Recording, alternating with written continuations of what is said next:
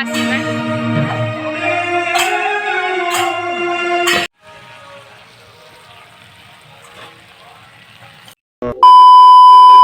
বন্ধুরা, কেমন আছো সবাই? আশা করি ভালো আছো। আমিও অনেকটা ভালো আছি। আমার নতুন একটা ভিডিওতে তোমাদের সবাইকে অনেক অনেক স্বাগত। তো চলো, আজকের দিনটা ছিল বেশ স্পেশাল। স্পেশাল দিন বলতে একটু স্পেশাল কেন বলো তো? তার কারণ আমাদের ওই পাশের পাড়াতে না হরিকীর্তন হচ্ছে। তো অষ্টম প্রহর হবে রাত্রেবেলা, তো সেটাই যাব।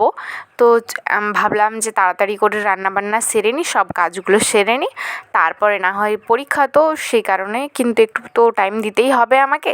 তার মধ্যে ভিডিও এডিটিং, তো ওই সব কাজগুলো আছে। তো সেই কারণেই দেখো, এই যে আমি রান্না করতে বসে গেছি। আর মা বলছিল যে আজকে তুই এঁচোড় রান্নাটা করবি। তো আমি ভাবলাম যে ঠিক আছে, চলো এঁচোড়টা না হয় আমি রান্না করব, তুমি কেটে দিয়ে চলে যাও, বাকিটা আমি দেখে নেব। তারপরে মায়ের কথা মতো আমি এঁচোড় রান্না করতে বসে গেছি। আর আমার এঁচোড় সেদ্ধ করা হয়ে গেছে প্রায়। তারপরে এই যে দেখো, কী বলো তো, গলাটা একটু ব্যথা ব্যথা করছে, তোমরা একটু অ্যাডজাস্ট করে নিও। তারপরে দেখো, এই যে এখানে তেল আমি সমস্ত কিছু দেখো যেমনভাবে রান্না করি আমি ওইরকমভাবে কিন্তু সব কিছু দিয়ে দিয়েছি। তার আগে একটু বলি, অল্প চিনি দিয়ে দিয়েছিলাম, কারণ এঁচোড় তরকারি অল্প একটু চিনি না দিলে ভালো লাগে বলো তো? সেই কারণে কিন্তু দেখো অল্প চিনি দিয়ে দিয়েছিলাম। তারপরে তেজপাতা, কাঁচা লঙ্কা পাইনতে শুকনো লঙ্কা দিয়ে ফোড়ন দিয়ে দিয়েছিলাম। তারপরে ওই যে আদা বাটা, রসুন বাটা এগুলো দিয়ে দিলাম। তারপরে আস্তে আস্তে করে ওই এঁচোড়টাকে, কী বলো তো, ওই সেদ্ধ এঁচোড়টাকে, ওটা যেমন করে মাংস কষা করো ওইভাবেই কিন্তু এঁচোড়টাকেও কিন্তু কষা করে নিতে হবে। তো আমি ভালোভাবে নাড়াচাড়া করে নিচ্ছিলাম। তারপরে এতটা পরিমাণে গরম, কি বলবো, ভীষণই পরিমাণে গরম। জানি না বৃষ্টি টিষ্টি হবে কি না। মেঘটা অল্প ধরিয়েছিল, তোমাদেরকে আগের ভিডিওতে তো জানিয়েছি মেঘটা করেছিল, কিন্তু বৃষ্টি হয়নি। তো দেখা যাক আজকে কতটা কি বৃষ্টি হয়। কালকে অল্প একটু পরিমাণ বৃষ্টি হয়েছিল, কিন্তু খুব একটা হয়নি।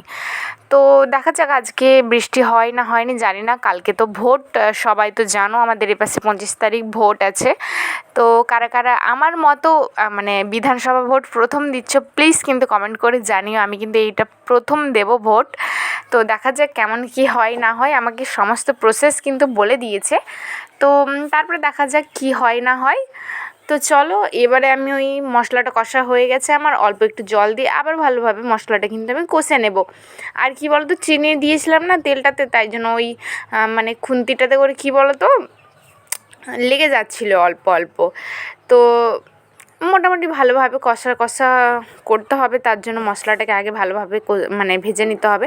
তো এই যে দেখো, তারপরে আমি অল্প দিয়ে দিলাম জিরে গুঁড়ো, তারপরে আছে হলুদ গুঁড়ো, লঙ্কা গুঁড়ো অল্প পরিমাণে দেবো, অল্প একটু মোটামুটি আর কি লঙ্কা গুঁড়ি দিয়ে দিয়েছি। তারপরে অল্প নুন দিতে হবে, নুনটা আমি একটু পরেই দিয়েছিলাম, ওটার ভিডিও করা হয়নি। তো মশলা কষা আমার প্রায় কিন্তু হয়ে গেছে, চলো দেখে নাও।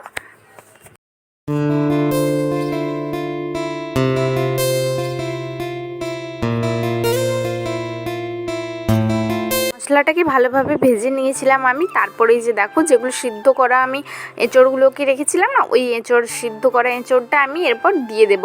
তারপরে ভালোভাবে নাড়াচাড়া করে অল্প পরিমাণে জল দিয়ে দিতে হবে। তার জন্য এটাকে ভালোভাবে যে তেলটাতে মশলা কষলাম ওই তেলটাতে এটা ভালোভাবে ভেজে নিতে হবে, কারণ আমি তেল দিয়ে তো ভাজিনি। আর সত্যি কথা বলতে কী বলতো, বেশি তেলে ভাজা জিনিসটা না খুব একটা ভালো না।